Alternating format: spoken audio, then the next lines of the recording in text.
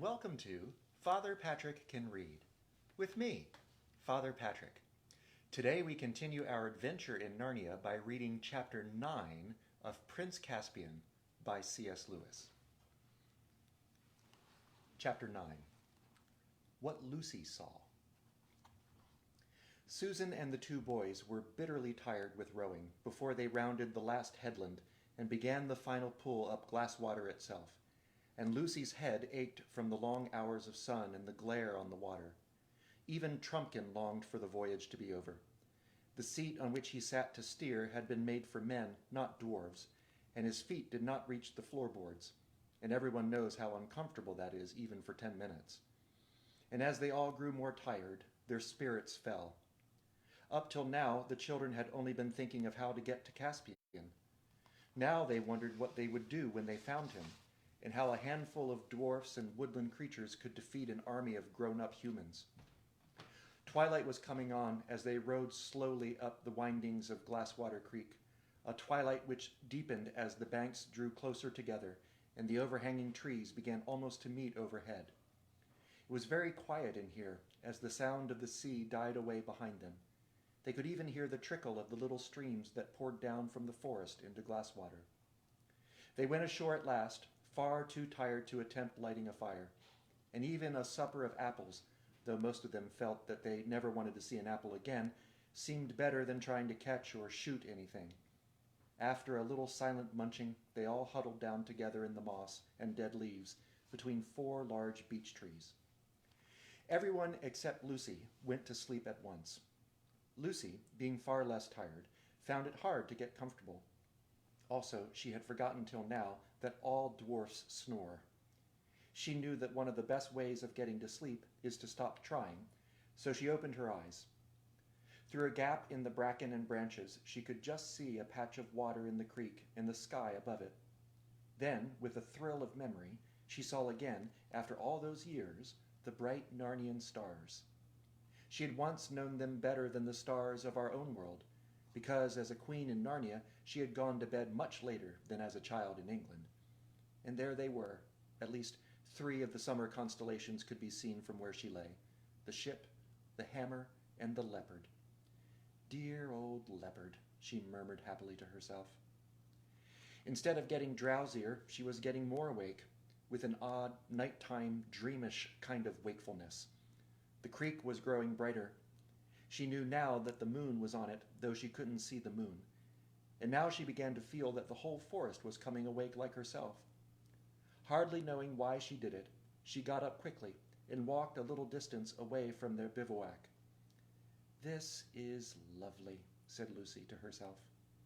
It was cool and fresh. Delicious smells were floating everywhere. Somewhere close by she heard the twitter of a nightingale beginning to sing, then stopping, then beginning again. It was a little lighter ahead. She went towards the light and came to a place where there were fewer trees and whole patches or pools of moonlight, but the moonlight and the shadows so mixed that you could hardly be sure where anything was or what it was. At the same moment the nightingale, satisfied at last with his tuning up, burst into full song. Lucy's eyes began to grow accustomed to the light, and she saw the trees that were nearest her more distinctly. A great longing for the old days when the trees could talk in Narnia came over her. She knew exactly how each of these trees would talk if only she could wake them, and what sort of human form it would put on. She looked at a silver birch. It would have a soft, showery voice, and would look like a slender girl, with hair blown all about her face, and fond of dancing. She looked at the oak. He would be a wizened but hearty old man with a frizzled beard and warts on his face and hands, and hair growing out of the warts. She looked at the beech under which she was standing. Ah, she would be the best of all. She would be a gracious goddess, smooth and stately, the lady of the forest. "Oh, trees, trees, trees," said Lucy, though she had not been intending to speak at all. "Oh, trees, wake, wake, wake! Don't you remember it? Don't you remember me? Dryads and hamadryads, come out, come to me." Though there was not a breath of wind, they all stirred about her. The rustling noise of the leaves were almost like words. The nightingale stopped singing as if to listen to it. Lucy felt that at any moment she would begin to understand what the trees were trying to say. But the moment did not come. The rustling died away. The nightingale resumed its song. Even in the moonlight, the wood looked more ordinary again. Yet Lucy had the feeling, as you sometimes have when you are trying to remember a name or a date and almost get it, but it vanishes before you really do, that she had just missed something, as if she had spoken to the trees a split second too soon or a split second too late, or used all the right words except one, or put in one word that was just wrong. Quite suddenly, she began to feel tired. She went back to the bivouac, snuggled down between Susan and Peter, and was asleep in a few minutes. It was a cold and cheerless waking for them all next morning, with a gray twilight in the wood, for the sun had not risen, and everything damp and dirty. "Apples, hey-ho," said Trumpkin with a rueful grin. "I must say you ancient kings and queens don't overfeed your courtiers." They stood up and shook themselves and looked about. The trees were thick, and they could see no more than a few yards in any direction. "I suppose your majesties know the way all right," said the dwarf. "I don't," said Susan. "I've never seen these woods in my life before. In fact, I thought all along that we ought to have gone by the river." "Then I think you might have said so at the time," answered Peter, with pardonable sharpness. "Oh, don't take any notice of her," said Edmund. "She always is a wet blanket. You've got that pocket compass of yours, Peter, haven't you? Well then, we're as right as rain. We've only got to keep on going northwest. Cross that little river, what do you call it, the Rush—" "I know," said Peter. "The one that joins the big river at the fords of Baruna, or Baruna's Bridge, as the DLF calls it. That's right. Cross it and strike uphill, and we'll be at the stone table, Aslan's How, I mean, by 8 or 9 o'clock. I hope King Caspian will give us a good breakfast." "I hope you're right," said Susan. "I can't remember all that at all." "That's the worst of girls," said Edmund to Peter and the dwarf. "They never can carry a map in their heads." "That's because our heads have something inside them," said Lucy. At first, things seemed to be going pretty well. They even thought they had struck an old path. But if you know anything about woods, you will know that one is always finding imaginary paths. They disappear after about 5 minutes, and then you think you have found another, and hope it is not another but more of the same one, and it also disappears. And after you have been well lured out of your right direction, you realize that none of them were paths at all. The boys and the dwarf, however, were used to woods, and were not taken in for more than a few seconds. They had plodded on for about half an hour, 3 of them very stiff from yesterday's rowing, when Trumpkin suddenly whispered, "Stop!" They all stopped. "There's something following us," he said in a low voice, "or rather, something keeping up with us, over there, on the left." They all stood still, listening and staring till their eyes and ears ached. "You and I'd better each have an arrow on the string," said Susan to Trumpkin. The dwarf nodded, and when both bows were ready for action, the party went on again. They went a few dozen yards through fairly open woodland, keeping a sharp lookout. Then they came to a place where the undergrowth thickened, and they had to pass nearer to it. Just as they were passing the place, there came a sudden something that snarled and flashed, rising out from the breaking twigs like a thunderbolt. Lucy was knocked down and winded, hearing the twang of a bowstring as she fell. When she was able to take notice of things again, she saw a great grim-looking gray bear lying dead, with Trumpkin's arrow in its side. "The DLF beat you in that shooting match, Sue," said Peter, with a slightly forced smile. Even he had been shaken by this adventure. I left it too late," said Susan, in an embarrassed voice. I was so afraid it might be, one of our kind of bears. A talking bear." She hated killing things. "That's the trouble of it," said Trumpkin, "when most of the beasts have gone enemy and gone dumb. But there are still some of the other kind left.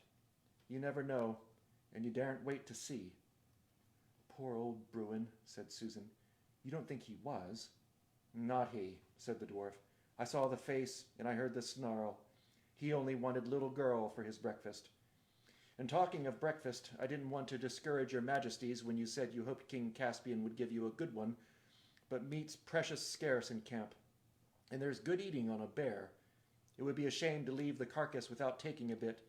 and it won't delay us more than half an hour. I dare say you two youngsters, kings, I should say, know how to skin a bear." "Let's go and sit down a fair way off," said Susan to Lucy. "I know what a hard, messy business that will be." Lucy shuddered and nodded. When they had sat down, she said, "Such a horrible idea has come into my head, Sue." "What's that?" "Wouldn't it be dreadful if someday in our own world, at home, men started going wild inside like the animals here, and still looked like men, so that you'd never know which were which?" "We've got enough to bother about here and now in Narnia," said the practical Susan, "without imagining things like that." When they rejoined the boys and the dwarf, as much as they thought they could carry of the best meat had been cut off. Raw meat is not a nice thing to fill one's pockets with, but they folded it in fresh leaves and made the best of it. They were all experienced enough to know that they would feel quite differently about these squashy and unpleasant parcels when they had walked long enough to be really hungry. On they trudged again, stopping to wash 3 pairs of hands that needed it in the first stream they passed, until the sun rose and the birds began to sing, and more flies than they wanted were buzzing in the bracken. The stiffness from yesterday's rowing began to wear off. Everybody's spirits rose. The sun grew warmer, and they took their helmets off and carried them.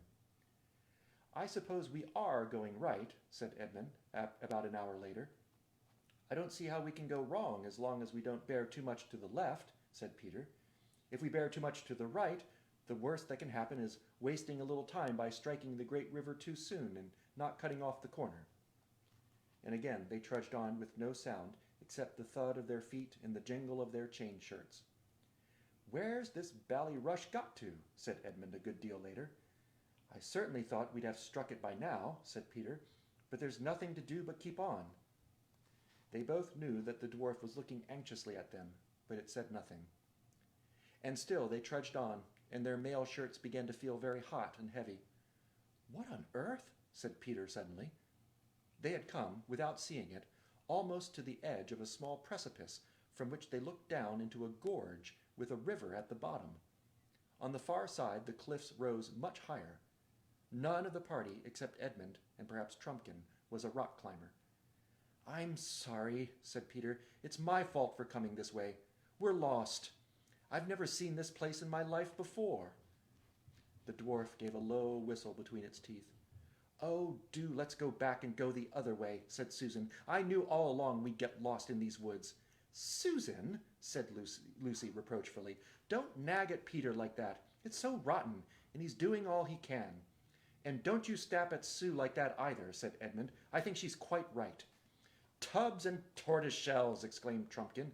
"If we've got lost coming, what chance have we of finding our way back? And if we're to go back to the island and begin all over again, even supposing we could, we might as well give the whole thing up. Miraz will have finished with Caspian before we get there at that rate." "You think we ought to go on?" said Lucy. "I'm not sure that High King is lost," said Trumpkin. "What's to hinder this river being the rush?" "Because the rush is not in a gorge," said Peter, keeping his temper with some difficulty. "Your Majesty says is," replied the dwarf, "but oughtn't you to say was? You knew this country hundreds, it may be 1,000 years ago. Mayn't it have changed? A landslide might have pulled off half the side of that hill, leaving bare rock, and there are your precipices beyond the gorge. Then the rush might go on deepening its course year after year till you get the little precipices this side. Or there might have been an earthquake or anything." "I never thought of that," said Peter. "And anyway," continued Trumpkin, "even if this is not the rush, it's flowing roughly north, and so it must fall into the great river anyway. I think I passed something that might have been it on my way down. So, if we go downstream, to our right, we'll hit the great river. Perhaps not so high as we'd hoped, but at least we'll be on no worse off than if you'd come my way." "Trumpkin, you're a brick," said Peter. "Come on, then, down this side of the gorge." "Look, look, look!" cried Lucy. "Where? What?" asked everyone. "The lion," said Lucy. "Aslan himself. Didn't you see?" Her face had changed completely, and her eyes shone. "Do you really mean—" began Peter. "Where do you think you saw him?" asked Susan. "Don't talk like a grown-up," said Lucy, stamping her foot. "I didn't think I saw him. I saw him." Where, Lou? Asked Peter. Right up there, between those mountain ashes. No, this side of the gorge. And up, not down. Just the opposite of the way you want to go. And he wanted us to go where he was, up there. How do you know that was what he wanted? Asked Edmund. I just know, said Lucy, by his face. The others all looked at each other in puzzled silence. Her Majesty may well have seen a lion, put in Trumpkin. There are lions in these woods, I've been told. But it needn't have been a friendly and talking lion any more than the bear was a friendly and talking bear. Oh, don't be so stupid, said Lucy. Do you think I don't know Aslan when I see him? He'd be a pretty elderly lion by now, said Trumpkin, if he's one you knew when you were here before. And if it could be the same one, what's to prevent him having gone wild and witless like so many others? Lucy turned crimson, and I think she would have flown at Trumpkin if Peter had not laid his hand on her arm. The DLF doesn't understand. How could he? You must just take it, Trumpkin, that we do really know about Aslan. A little bit about him, I mean. And you mustn't talk about him like that again. It isn't lucky, for one thing, and it's all nonsense for another. The only question is whether Aslan was really there. But I know he was, said Lucy, her eyes filling with tears. Yes, Lou, but we don't, you see, said Peter. There's nothing for it but a vote, said Edmund. All right, replied Peter. You're the eldest, DLF. What do you vote for, up or down? Down, said the dwarf. I know nothing about Aslan, but I do know that if we turned left and followed the gorge up, it might lead us all day before we found a place where we could cross it. Whereas if we turn right and go down, we're bound to reach the great river in about a couple of hours. And if there are any real lions about, we want to go away from them, not towards them. What do you say, Susan? Don't be angry, Lou, said Susan, but I do think we should go down. I'm dead tired. Do let's get out of this wretched wood into the open as quick as we can, and none of us except you saw anything. Edmund, said Peter. Well, there's just this, said Edmund, speaking quickly and turning a little red. When we first discovered Narnia a year ago, or 1,000 years ago, whichever it is, it was Lucy who discovered it first, and none of us would believe her. I was the worst of the lot, you know. Yet she was right after all. Wouldn't it be fair to believe her this time? I vote for going up. Oh, Ed, said Lucy, and seized his hand. And now it's your turn, Peter, said Susan, and I do hope— Oh, shut up, and let a chap think, interrupted Peter. I'd much rather not have to vote. You're the High King, said Trumpkin sternly. Down, said Peter, after a long pause. I know Lucy may be right after all, but I can't help it. We must do one or the other. So they set off to their right along the edge, downstream, and Lucy came last of the party, crying bitterly.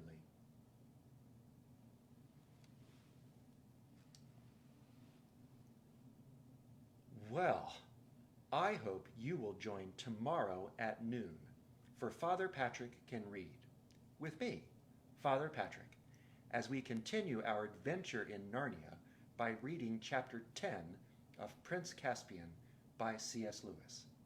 Until then, goodbye.